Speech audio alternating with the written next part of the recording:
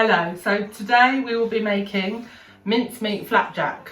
Now I know it's not really the normal season to be using mincemeat, but I'm sure you've all got a jar of it kicking about in the back of your cupboard, left over from Christmas. You might have bought it to make mince pies with lots of you know, good plans, and then realise that you never actually got around to making them. So we've measured out all the ingredients today already, but we will tell you what we've got as we go along. So in this saucepan I've got, we're actually using honey because we've run out of golden syrup. The original recipe had golden syrup, but both should work. So we've got 2 tablespoons of honey. You can use golden syrup. My little tip for measuring out things, sticky things like syrup, is that if you coat the spoon that you're using with a bit of oil first, then when you put the honey on, it will just slip off and it's a lot easier to measure. So there we go, 2 tablespoons of honey.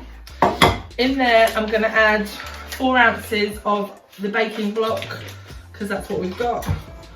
You can use butter or margarine. You pop that in the bin. And I'm also going to add, I think it's 2 ounces. Yeah, sorry, that was 4 ounces of butter, 2 ounces of Demerara sugar. Now, if you haven't got Demerara sugar, brown sugar would work. To be honest, you probably could use granulated sugar if that's all you've got. This Demerara will just add a bit more of a sort of caramelly taste. So I'm going to put all of those into the saucepan together.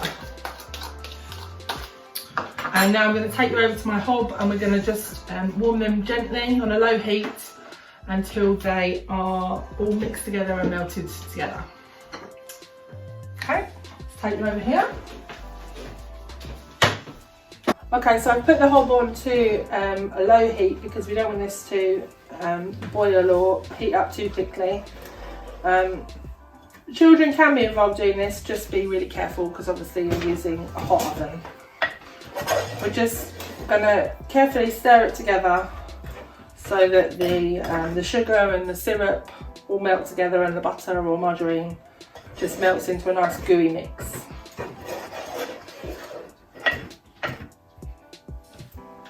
Okay, so we've melted together the golden syrup, the sugar and the butter, well, baking block in our case, and we've brought it back over, we've got it on a heat-proof mat. Now Jason's going to tip in the mincemeat for us. This is 5 heaped tablespoons of mincemeat. We've used a shop bought one, but if you've got homemade, that will work as well. And just tip it all in. Yeah. Carefully. I like this though, it's delicious. Perfect. Let's just get that little bit off the spoon, don't want to waste that bit.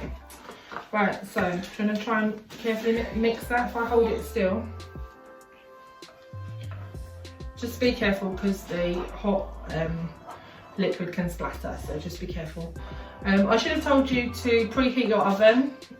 We want it at, I think it's gas mark 3, which is 150 degrees centigrade, or let me check, 325 degrees Fahrenheit. So, and we also need a baking tray or a tin. This is, I think, 8-inch squares, but something of a similar size. And we're lining it with some grease-proof paper because it can be quite sticky and I don't want it to get stuck to my tin and ruin my tin. So we'll just be popping that on there. Right, so the mincemeat is beautifully mixed in, and we will be pouring it onto 5 ounces of oats. So if I pour it on, will you stir for me, Sophie? Yeah. Give it a good stir.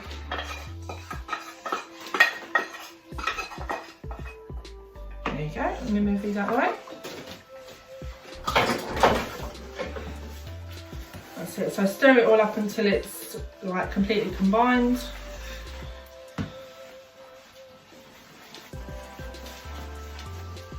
That's it, get all the oats looking like they're coated with the mixture. You ready? Get those ones around the edge. A little bit more. And then we're just going to tip it into the tin. Yeah, I think it looks good.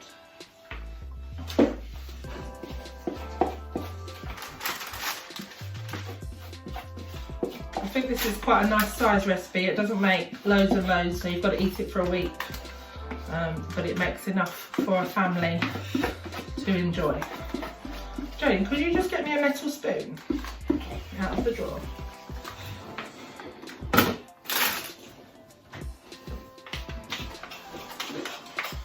I just find that the metal spoon is easier to sort of just push it around into the edges. I'd almost say that this tin is slightly on the big side. So if you've got a 7 by 7 inch tin, you could do it in a round cake tin. It will just be on the thin or on the thick side when it's cooked. Okay, that's all done. Now we're gonna wash our hands because we're really sticky, and we're gonna pop it into the oven for about half an hour. We want it to look golden brown but not burnt, so I'd suggest maybe put it for 20 to 25 minutes and then check it, and you know, if your oven runs a bit hot, then you might need to do it a little bit slower, a bit shorter time. Okay, I'm gonna pop it in the oven.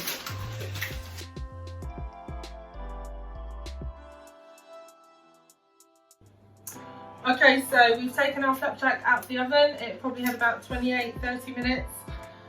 It was gas mark 3, that was 150 degrees centigrade or 325 degrees Fahrenheit. It's looking nice and golden brown on the top.